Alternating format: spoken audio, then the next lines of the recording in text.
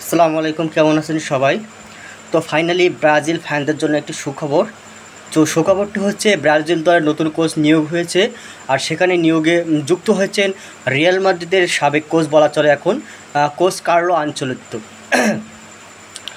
অবশ্যই গুঞ্জন সত্যি হলো, রিয়াল মাদ্রিদ ছেড়ে ব্রাজিল জাতীয় দলের হেড কোচ হচ্ছেন কার্লো আনচেলত্তি। 65 বছর বয়সে ইটালিয়ান কোচ লা লিগা মৌসুম শেষে আগামী 26শে মে আনুষ্ঠানিকভাবে ব্রাজিল দলের দায়িত্ব নেবেন তিনি। তো যারা ব্রাজিল ফ্যান রয়েছে তাদের জন্য একটা সুখবর, কারণ দীর্ঘদিন ধরেও কিন্তু একটা গুঞ্জন ছিল যে হচ্ছে কোচ হবে আনচেলত্তি হলো ব্রাজিল দলে, আবারও গুঞ্জন ছিল যে কোচ হবে না। এমন দুইয়ের মাঝে কিন্তু অবশেষে ফাইনালি কিন্তু আজকে ডিসিশন আসলো যে ব্রাজিল দলে কোচে যুক্ত হতে যাচ্ছেন তিনি। তো এটা ব্রাজিলের জন্য একটা ভালো সময় কাটবে মনে হচ্ছে, কারণ সামনে 26 বিশ্বকাপ রয়েছে। তো বিশ্বকাপের পরে আবারও সিদ্ধান্ত নেবে দলে যে ব্রাজিল দলে কোচ থাকবে কি থাকবে না। তো সে পর্যন্ত কার্লো আনচেলত্তি হচ্ছে ব্রাজিল দলের দায়িত্ব গ্রহণ করবে এবং ব্রাজিল দলের একটা সুন্দর সময় একটা উপহার দেওয়ার চেষ্টা করবে।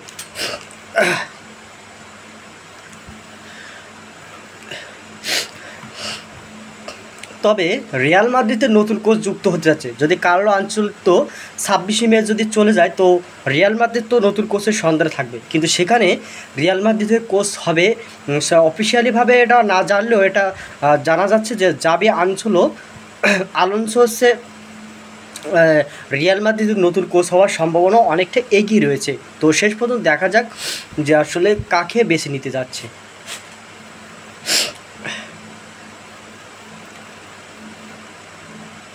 তো বিরাট কোহলির টেস্ট থেকে অবসান প্রসঙ্গে একটা সংবাদ সম্মেলনা একটা সাক্ষাৎকারে লিটন দাস আবেগঘন একটা বার্তা দেন বিরাট কোহলির জন্য। সেখানে তিনি বলেন, এটি অপ্রত্যাশিত নয়, একজন খেলোয়াড়ের অধিকার আছে, সে কখন খেলা ছাড়বে, সে একজন কিংবদন্তি, আমি তার সিদ্ধান্তকে সম্মান করি। ভারতের সঙ্গে খেলার সময় তাকে মিস করব, কারণ আমরা একসঙ্গে অনেক ম্যাচ খেলেছি। মাঠে তাকে অনেক আগ্রাসী দেখে যায়, তবে সেটা সে ক্রিকেটের জন্যই করে। মাঠে বাইরে সে খুবই ভদ্র ও ভালো একজন মানুষ। তো এমন একটা যে সাক্ষাৎকারে এমন কথা বলেছে লিটন দাস যে বিরাট কোহলির প্রশংসা করে এমন কথা বলেন। আর সেটি হচ্ছে আজকে অফিসিয়ালিভাবে বিরাট কোহলি কিন্তু তার টেস্ট থেকে অবসর নেওয়ার যে প্রক্রিয়া বা সেটা কিন্তু বলে দিয়েছে, সে টেস্টে আর খেলতে চাচ্ছে না, সে দল থেকে এখন নিজেকে হচ্ছে সরিয়ে নিচ্ছে।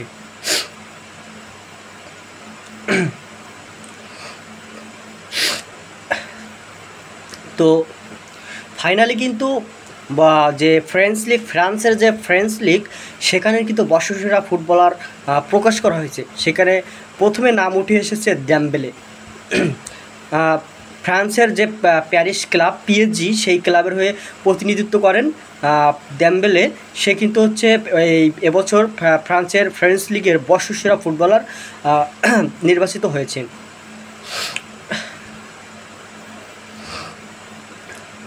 দ্রুত হ্যাটট্রিকের রেকর্ড যা লা লিগার ইতিহাসের সময় ব্যবধানে প্রায় 84 বছর, সেই রেকর্ডটি ভাঙেন আলেকজান্ডার সরলথ। 2025 সালে এসে মাত্র 4 মিনিটে এই হ্যাটট্রিকটা করেন লা লিগায়। অপরদিকে 7 মিনিটে আরও একটি হ্যাটট্রিক করেন এডমুন্ডো সুয়ারেস ভ্যালেন্সিয়া 1941 সালে 7 মিনিটে হ্যাটট্রিকটা করে রেকর্ড করে রেখে দিয়েছিলেন এডমুন্ডো সুয়ারেস। তো সেই রেকর্ড 41 আর 2025 অনেক তফাৎ, 84 বছরের একটা ডিফারেন্সে আবারও কিন্তু সেই রেকর্ডটি ভেঙে দিলেন আলেকজান্ডার সরলথ। তো 7 মিনিটের আরও একটি রেকর্ড ছিল, কিন্তু সেটি ছিল হচ্ছে 1929 সালে বেস্তিত সেটা করেছে, কিন্তু তার রেকর্ডের পরপর কিন্তু 1941 সালে রেকর্ডটা ভেঙে যায়। তো সেখানে 3টি রেকর্ড দেখতে পাচ্ছি আমরা, 3টি রেকর্ডের ডিফারেন্স কিন্তু ভালোই রয়েছে। তবে 1941 এবং 2025-এর মধ্যে ভালো একটা ডিফারেন্স আমরা দেখতে পাচ্ছি।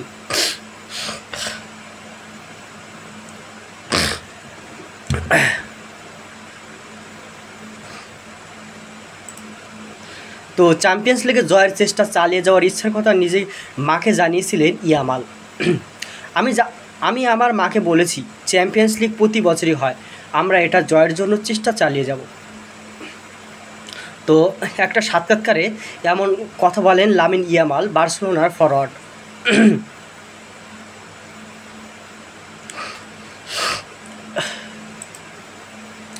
দীর্ঘদিন পরে আজ রাজশাহী স্টেডিয়ামে হয় আকবর আলীদের ম্যাচ। সেই ম্যাচ ছিল জাতীয় দলের নিয়মিত কোনো খেলোয়াড় বা সেই দলে কিন্তু জাতীয় দলের নিয়মিত কোনো খেলোয়াড়ই ছিল না, তারপরেও ছিল দর্শকে পরিপূর্ণ। এটাই হয়তো ক্রিকেটের একটা দেশপ্রেম বলা চলে, মানুষের ভালোবাসা। তো কোনো আন্তর্জাতিক লেভেলের প্লেয়ার ছিল না যারা নিয়মিত আন্তর্জাতিক খেলে, এমন প্লেয়ার ছিল না। যারা বাংলাদেশে অনূর্ধ্ব 19 বলেন আর যারা দলের হয়ে নিয়মিত পারফরমেন্স করে, তাদের থেকে কিছু প্লেয়ার নিয়ে এই এমার্জেন্সি বাংলাদেশ দলটা গঠন করা হয় সাউথ আফ্রিকার বিপক্ষে। সেখানে বাংলাদেশ কিন্তু দুর্দান্ত জয়ও পেয়েছে, 301 রান করে হচ্ছে সাউথ আফ্রিকা এমার্জেন্সি দল। তো সেখানে বাংলাদেশ কিন্তু দুর্দান্ত পারফরমেন্স করে জয়টা ছিনিয়ে নেয়। তো সে কথা আছেই, সেখানে শেষ 12 বলে তো সাউথ আফ্রিকা এমার্জেন্সি দল তারা হচ্ছে 50 ওভার শেষে 308 রান সংগ্রহ করে। বাংলাদেশের বলিংরা প্রথম দিক থেকে ভালোই চাপের সৃষ্টি করলেও শেষের দিকে খরচে বলিং করে ফেলে, যার কারণে বিশাল সংগ্রহ পেয়ে যায় সাউথ আফ্রিকার দল। কিন্তু বাংলাদেশ দল হারার দল ছিল না। তারা তাদের একটাই লক্ষ্য ছিল, যতই রান আসুক আমরা আমাদের সেরাটা খেলে যাব এবং জয় ছিনিয়ে নেব। শেষ পর্যন্ত সেই জয়টাই কিন্তু বাংলাদেশ পেয়ে যায় 3 উইকেটের বিনিময়ে। তবে এখানে একটা বিশেষ বাংলাদেশের ব্যাটারদের একটা ভালো প্রশংসা করতে হবে, কারণ শেষ 12 বলে 27 রানের প্রয়োজন ছিল বাংলাদেশের ব্যাটারদের, যেখানে ব্যাটিংয়ে ছিলেন তোফায়েল আহমেদ এবং রাকিবুল ইসলাম। তারা দুজনেই দুর্দান্ত ফিনিশিংয়ে আকবর আলীদের অসাধারণ জয়। দক্ষিণ আফ্রিকার দেওয়া 302 রান টার্গেটে ব্যাট করতে নেমে মাত্র 2 বল হাতে রেখে জয় তুলে নেয় আকবর বাহিনী। তো বর্ষসেরা ফ্রেঞ্চ লিগের 1-এর মৌসুমের সেরা ফুটবলার পুরস্কার জিতলেন ওসমান ডেম্বেলে। তো বাংলাদেশের পেস বোলিং কোচের দায়িত্ব পেয়ে সাবেক ওজি পেসার শেন টাইটে একটা বার্তা দিয়েছে। তিনি সেই বার্তায় বলেছেন, ভালো একটা সময় বাংলাদেশ দলের সঙ্গে যুক্ত হলাম, এখন তাদের নতুন যুগ চলছে, অনেক তরুণ পেসার আছে দলে, যা দারুণ ব্যাপার। এটা আন্তর্জাতিক ক্রিকেট, এখানে সবাই চায় ফলাফল, আমরাও সেই দিকেই মনোযোগ দিব, যত বেশি সম্ভব জয় এনে দিতে চাই। তো বাংলাদেশের নতুন বোলিং কোচ হয়ে গেছেন কিন্তু শেন টাইট। আর দলে যুক্ত হওয়ার পরপরে কিন্তু যে তরুণ যারা প্লেয়ার রয়েছে তাদের কিন্তু প্রশংসা করছেন, কারণ তাদের পারফরমেন্স দেখেছে। আর বাংলাদেশের বোলিং অ্যাটাক বর্তমান সময়ে যে কতটা দুর্দান্ত, বিশেষ করে নাহিদ রানা তার গতির দানবে কিন্তু তার দলকে কিন্তু সামনে থেকে নেতৃত্ব দিয়ে যাচ্ছেন। সেই সাথে তাসকিন আহমেদের কথা বাদই দিলাম, কারণ তাসকিন আহমেদ সে কিন্তু দলের জন্য কতটা কার্যকরী এবং ভয়ঙ্কর বোলিং হয়ে উঠছেন তার সম্প্রতি ম্যাচগুলো দেখলে কিন্তু বোঝা যায়। বাংলাদেশের বর্তমান সময়ে স্ট্রাইক বোলার হিসেবে ধরা হয় তাসকিন আহমেদকে। আর পাশাপাশি অপরদিকে আছে বাংলাদেশের শরীফুল ইসলাম, ইয়ংস্টার বোলার। আর মোস্তাফিজ তো রয়েছে, সে পুনরুদের তালিকায় চলে যাবে, কারণ সে অনেক দিন যাবৎ দলে রয়েছে। তারপরে আরও অনেক বলার রয়েছে, যেমন এবাদত হোসেন রয়েছে, টেস্ট এবং ওয়ানডে ভালো পারফরমেন্স করেছিল। তো এইভাবে যারা বাংলাদেশের যে পেস বোলিং অ্যাটাক রয়েছে তাদের প্রশংসা করে এমন বার্তা দেন শেন টাইট। তো আশা করি শেন টাইট দলে যুক্ত হওয়ার পরে আমাদের পেস বোলিং ইউনিটটা আরও শক্ত করে তুলবে। আর আমাদের যে বিভিন্ন দেশের সাথে যে ম্যাচগুলো হয় তারাও যেন আমাদের পেস বোলিং ইউনিট দেখে কিছুটার জন্য হিমশিম খেতে পারে। অফিসিয়ালি 3 বছরের চুক্তিতে রিয়াল মাদ্রিদের নতুন কোচ হচ্ছেন জাবি আনসেলো। তো ফাইনালি 3 বছরের চুক্তি হয়ে রিয়াল মাদ্রিদের নতুন মুখ হচ্ছেন এই কোচ জাবি আনসেলো। তো ফাইনালি 7মবারের মতো চ্যাম্পিয়ন্স হলেন ব্রাজিল দল। তো ফিফা বিশ্বকাপে ফিফা যে বিশ্বকাপ সর্বোচ্চ 5 বারের চ্যাম্পিয়ন দল, একটা বিশ্বকাপ হয়, 20 ফুটবলের একটা বিশ্বকাপ হয়, যেখানে হচ্ছে বালু মাঠের ভিতরে ম্যাচটা হয়। সেখানে হচ্ছে খালি পাই ম্যাচটা হচ্ছে 3 জন, আই থিঙ্ক 3 থেকে 3 জন প্লেয়ার, সম্ভবত 3 থেকে 4 জন প্লেয়ার থাকে। তো সেখানে হচ্ছে সেই মাঠে হচ্ছে গোল করে হচ্ছে স্কোর করতে হয়, এবং সেই টুর্নামেন্ট বলতে 20 ফুটবলের একটা বিশ্বকাপ হয়েছে। সেই বিশ্বকাপে এখনও পর্যন্ত সেই ব্রাজিল দল 7টা ট্রফি জয় করেছে। তো এই ফিফা বিশ্বকাপের সর্বোচ্চ 5 বারের চ্যাম্পিয়ন ব্রাজিল, 20 ফুটবলও আছে সবার উপরে। টান উত্তেজনায় ঠাসা ফাইনালে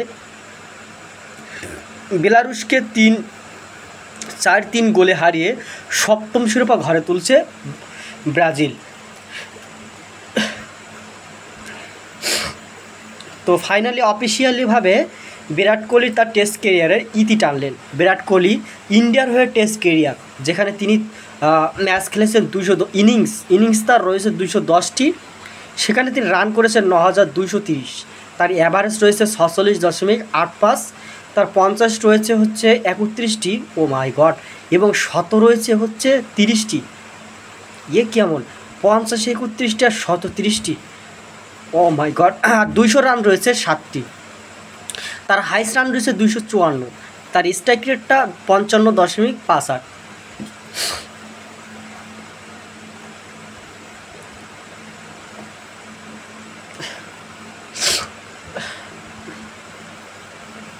তো বিরাট কোহলি তার বিদায়বেলায় কিছু একটা পোস্ট করেছেন এবং সেখানে তিনি লিখছেন, 14 বছর হয়ে গেল যখন প্রথমবার আমি টেস্ট ক্রিকেটে ব্যাগি ব্লো পড়েছিলাম। সত্যি বলতে আমি কখনো কল্পনাও করিনি এই ফরম্যাট আমাকে এমন এক যাত্রায় নিয়ে যাবে। এটা আমাকে পরীক্ষা করছে, গড়ে তুলছে এবং এমন অনেক শিক্ষা দিয়েছে যা আমি সারা জীবন বহন করব। সাদা পোশাকে খেলার মধ্যে একটা গভীর ব্যক্তিগত অনুভব রয়েছে, নীরব পরিশ্রম, দীর্ঘদিনগুলো, ছোট ছোট মুহূর্তগুলো যেগুলো কেউ দেখে না কিন্তু সেগুলি চিরকাল মনে থাকে যায়। এই ফরম্যাট থেকে সরে যাওয়া সহজ নয়, কিন্তু এটা সঠিক সময় বলেই মনে হচ্ছে। আমি আমার সবটুকু দিয়েছি আর এই ফরম্যাট আমাকে তার থেকেও অনেক বেশি ফিরিয়ে দিয়েছে। আমি কৃতজ্ঞতায় ভরা এক হৃদয় নিয়ে সামনের দিকে এগিয়ে যাচ্ছি, খেলার জন্য, আমার সতীর্থদের জন্য, আর সেই প্রতিটি মানুষের জন্য যারা আমাকে এত কিছু অনুভব করিয়েছে। অনেক প্রাপ্তি যা ভোলার নয়। আমি সব সময় হাসি মুখে আমার টেস্ট ক্যারিয়ারের দিকে ফিরে তাকাবো। আর তার ইনস্টাগ্রামে এমন একটি পোস্ট করেন বিরাট কোহলি, তার বিদায় মুহূর্তে আবেগঘন পোস্ট, আর এমন পোস্টে কিন্তু অনেক মানুষকে কিন্তু কাঁদিয়েছিল। বিরাট কোহলির যে টেস্টে তার বেশ কয়েকটি রেকর্ড রয়েছে।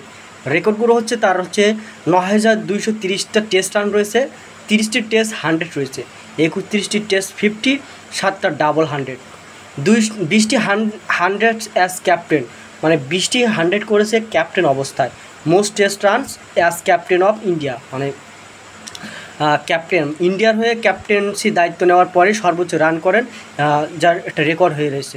Most test 100 as captain of India, most test wins as captain of India, highest individual scoring test innings by an Indian speaker 2254, ICC Test Cricketer of the Year 2018, ICC Test Team Man of the Decade 2010 এবং 2020, ICC Test Team of the Year 2018 এবং 2019। টি-20 থেকে অবসর নেন হচ্ছে বিরাট কোহলি এবং রোহিত শর্মা একই সময়ে, এবং টেস্টেও সেই একই কাজটি করলেন। টেস্ট থেকেও রোহিত শর্মা অবসর নিলেন, বিরাট কোহলি অবসর নিলেন, দুজনে একসাথে অবসর নিলেন।